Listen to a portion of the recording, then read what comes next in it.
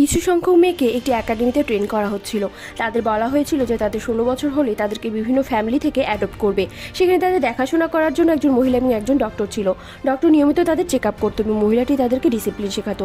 তাদেরকে খুবই স্ট্রিক্ট ডিসিপ্লিনে রাখা হতো এবং প্রতিদিন রাতে তাদেরকে ভিটামিন বলে একটা ওষুধ খাওয়ানো হতো, কিন্তু তাদের পড়াশোনা করানো হতো না। মেয়েগুলোর মধ্যে একজনের বিষয়টি সন্দেহজনক মনে হয়, তাই সে আরেকজন মেয়েকে তার সন্দেহের কথা জানায় এবং তারা দুজন একদিন রাতে সেই ওষুধটি খায় না। সেদিন রাতে তাদের মধ্যে একজনকে একটি রুমে নিয়ে যাওয়া হয়। সেখানে এক বয়স্ক কাপল আসে মেয়েটিকে দেখার জন্য। তাদের কথা শুনে মেয়েটি বুঝতে পারে তাদের মধ্যে তাকে বিক্রি করার কথাবার্তা চলছিল, কিন্তু কোনো কারণে সেই কাপলটি মেয়েটিকে সিলেক্ট না করে তার বদলে অন্য একজনকে সিলেক্ট করে। মেয়েটি যেহেতু জেগেছিল তাই সে সব কথা শুনতে পায় এবং পরে সে আরেকটি মেয়েকে সব কথা খুলে বলে। পরের দিন রাতে মেয়েটি একাডেমি থেকে পালানোর রাস্তা খুঁজতে গিয়ে সেই মেয়েটির বডি পায় যাকে গত রাতে সেই বয়স্ক কাপলটি বিক্রি করা হয়েছিল। মেয়েটির মৃত শরীরে কোনো স্কিন ছিল না। সেখান থেকে দৌড়ে পালানোর সময় মেয়েটি একটি ভিডিও পায়, যেটা দেখে তারা বুঝতে পারে তাদেরকে বড় করা হচ্ছিল তাদের স্কিন বয়স্ক লোকদের শরীরে ট্রান্সফার করার জন্য।